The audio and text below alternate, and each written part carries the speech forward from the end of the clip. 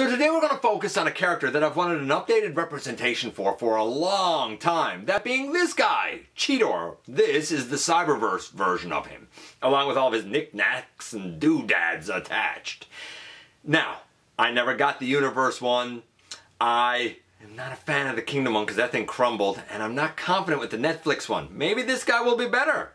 We'll see when we look at everything to do with him in the latest Got By True, a review.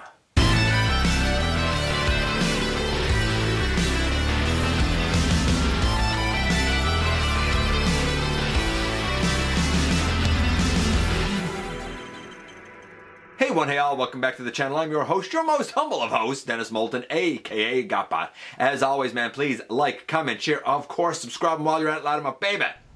Hit that notification bell, please. It helps me out a ton. It lets you know when content of all sorts goes up here on the channel. Check out Machinery of Man, The Everything Factor, all the groups that I'm either a mod or an admin for, as well as all of my social media links, all of that in the description down below. Also in the description down below, and if you are in a position to help the channel to grow, you can use the donate link. You can check us out on Patreon. You can see what we offer to you through Teespring. Or, of course, you can hit the join button right here on YouTube and become a channel member. And this is the Cyberverse Cheetor. It was sent to us by our good buddy Ultra Megatronus. I've been impressed with the things I've seen with this. Will that hold true as we go through? Well, we're about to find out, because without any further ado, how about we head over to the table and take a closer look at this guy. And so in a somewhat unexpected turn of events, we're taking a look at the Cyberverse Cheetor. This is the version that came out as part of the Bumblebee Cyberverse Adventures line. It comes with some bits and pieces that we'll talk about in just a little bit. I was intrigued by this version of Cheetor, but I didn't necessarily go in on it because it is kind of stylized from Beast Wars. However, I've never really been much of a fan of the Kingdom Cheetor mold. My first one crumbled, and while my second one is acceptable, my Netflix one is acceptable, I've never really been confident that it's going to stand the test of time. I guess we'll see as the years pass. But our good buddy Ultra Megatronus sent this along, and we're going to take a look at it. But before we can get into him or his bits and pieces, we got to look at that packaging first. And here we have some open-faced packaging. Some might say it's easier to have theft occur that way. However, a significant chunk of this guy was actually back in through the hole in the center. So I'm pretty confident that he was going to stay in package fairly securely. I do like the artwork down here. He has a lot of his bits and pieces on him here, which does look a bit weird. Dinobot's over here for whatever reason. And over here we have Cheetor again, Guardian of the Allspark, and he has the, what is it, Saber Strike attack. So I guess his bits and pieces are supposed to turn him into like a saber-toothed tiger type of thing. I don't know. We got ourselves some instructions. I mean, I guess they're fine. They're easy to follow, so, I mean, they are what they are. Next up, two of these translucent green sword things. I'm calling them swords because in robot mode they are. They're kind of like weird wingy type things in cat mode. The yellow is not a match to the plastic. Same goes for this translucent green, like saber-toothed tiger head. I do like the green teeth. There is an Autobot symbol right up there on top. Again, the yellow looks great. It doesn't match the yellow plastic of Cheetor. And then we have these green, like Wolverine claw type things. The blue is all paint, which is nice. They're kind of cool. I don't know. They're all right, I guess. And I think this is something that a lot of people would like to see, the comparison between the two.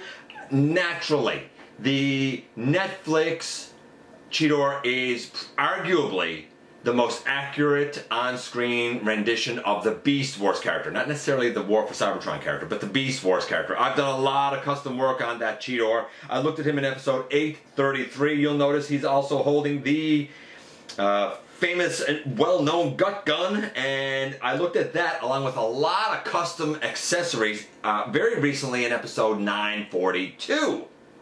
Now, while the Cyberverse one is most definitely stylized, I do feel like it doesn't feel as fragile to me. Now, take that for what it's worth. I'm sure that results will vary, right? So, in terms of being a rendition of like Cheetor as we know it from Beast Wars, I mean, you know, he's maybe a 5, 6. Like, you know it's Cheetor, but it's highly stylized. In terms of being a rendition of the Cyberverse Cheetor, the actual Cheetor that he's intended to be, this isn't bad at all, actually.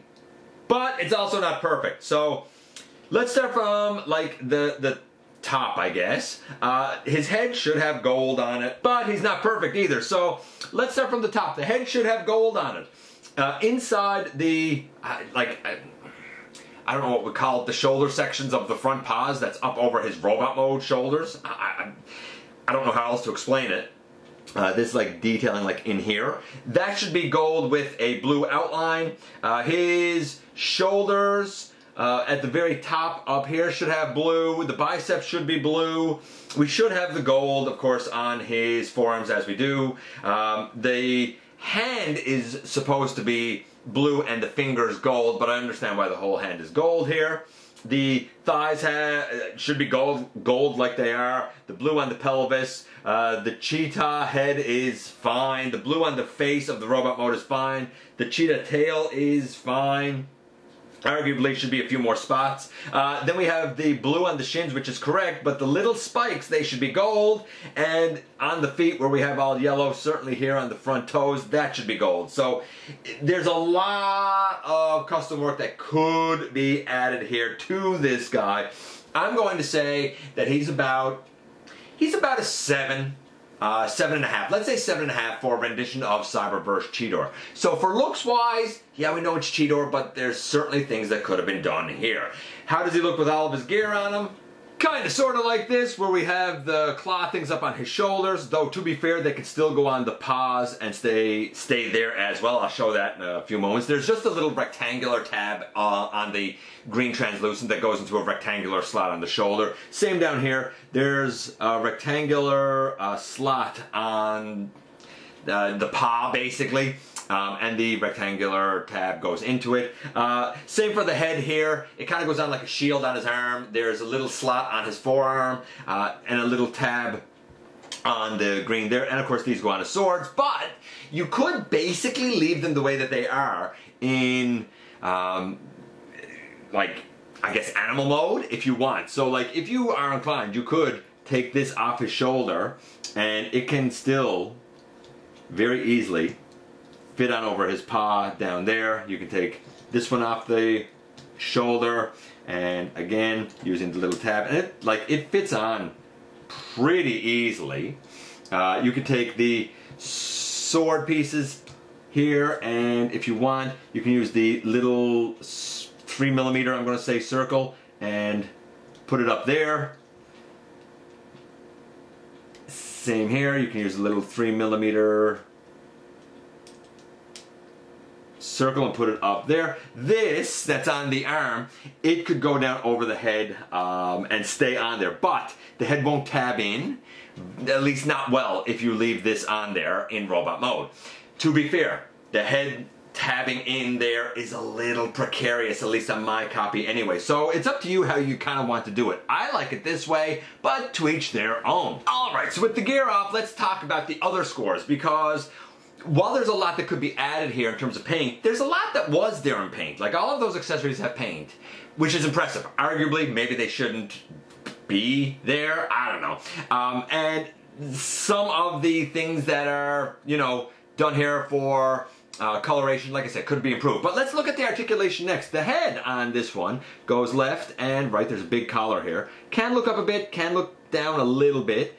The arms can go all the way around, really. You might have to finagle the paw a little bit to get it out of the way, but it can go all the way around. Elbow to 90 degrees. It kind of bends back a little bit, which is a weird hinge. Bicep swivel. Wrist rotation. Like, that surprised me on this. Waist on the guy. The tail goes up and down. And guess what? Unlike the Kingdom Cheetor, when the tail is on the guy, it can just stay there and he stands up. The tail on the Kingdom Netflix Cheetor, I find it to be too long. Like, you can't leave it there, you can't store it. So I prefer this tail. Leg all the way forward, leg all the way back. We have a thigh rotation, and while there's a little bit of hollowness down there, the mushroom peg is, you know, pretty substantial.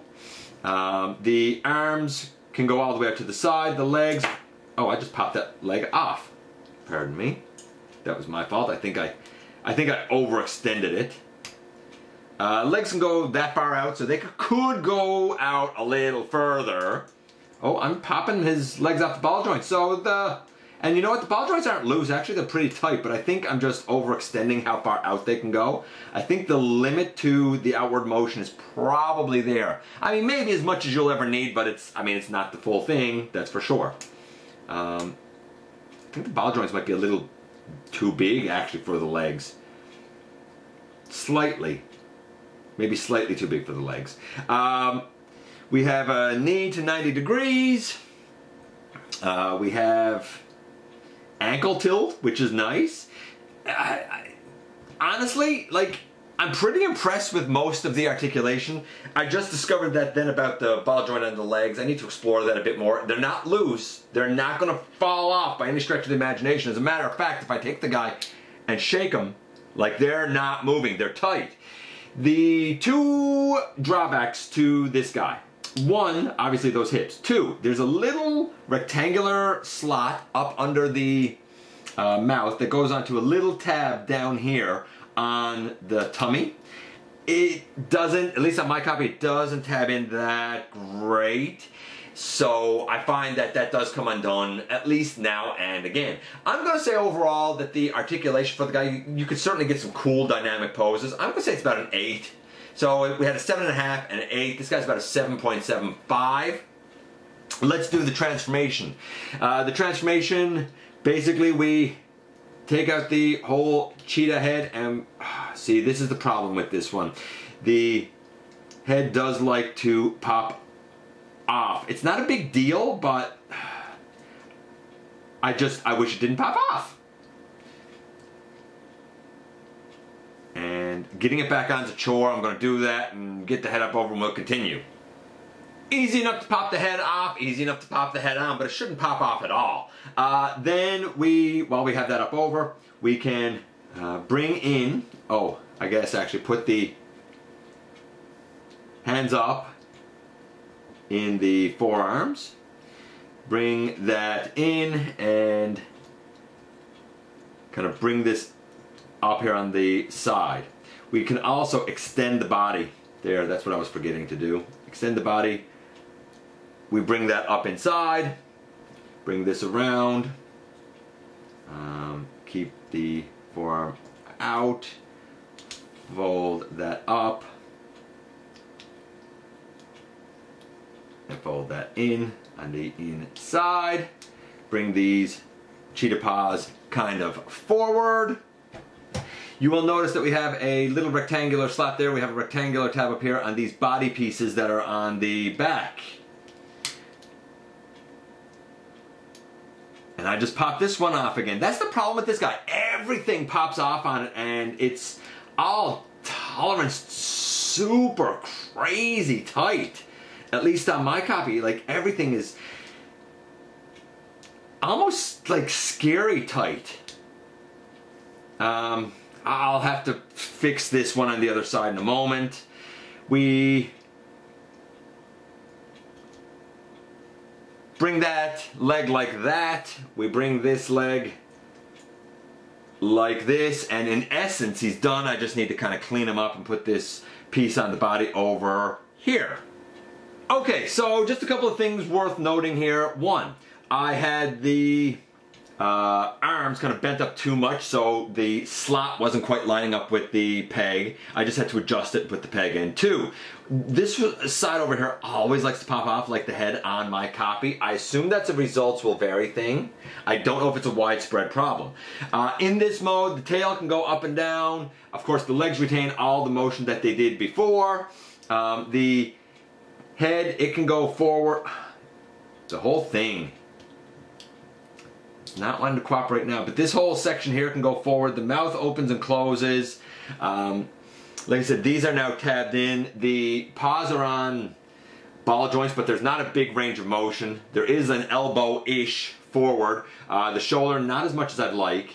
It's all right. If things don't pop off, like if you have a copy and things don't pop off, I think the transformation honestly is about a 9. For me, a number of things pop off. I'm going to say the transformation's about a 7.75. Overall, this guy's about a 7.75. It's an okay Cheetor. Here he is with all of his gear on. I don't know if that looks any good to you or not. Again, this is extremely stylized. You can certainly tell there's a lot of robot parts here. The actual cat mode of the Kingdom Netflix one is infinitely superior to this. I don't know. Here's what I would say. I don't understand why Ironhide and Cheetor are so hard for them to get right. It shouldn't be this difficult to get it right and to make it good quality. And for some reason it really is. Like the Masterpiece Cheetor, the little tab that connects the legs together is known to break on it. The Kingdom one, my first one crumbled. The second one, like I said, it doesn't feel the best. And I don't blame the engineering there. I just think that the penny pinchers thin the plastic way too much. 61 grams for a deluxe is ridiculous. It's far too small. Here, it's more simplified for sure, and the strength is the robot over the cat, but there are issues with tabbing in. There are issues with the head popping off. There's issues with part of the body piece there popping off. It's great you can put it back on, but it shouldn't pop off to begin with, in my estimation. I don't think we've had the ideal definitive Cheetor yet. I don't think it's happened. Just like with Ironhide, I don't think we've had the definitive ideal G1 version of Ironhide. Certainly not for the main line. Overall score for this guy, we had a 7.5 or so, 7.75 or so for the look of the guy. We had about an 8, 8.5 or something for the articulation. We had, again, a 7.75 for the transformation. Overall, he's a 7.75. Also, I will note that when it comes to his mass, now, to be fair, this guy, again, has more bits and pieces and is simpler, but his mass, all in with everything on him, is still only 65 grams. This is too small for a deluxe. It's too fragile. It just doesn't work. Deluxe was always, I've said it before and I'll say it again, Deluxe was always 84 grams. They've been trying to get it down to 72 and I think trying to scrimp a little bit more. It's too small for a Deluxe, man. Just gonna say.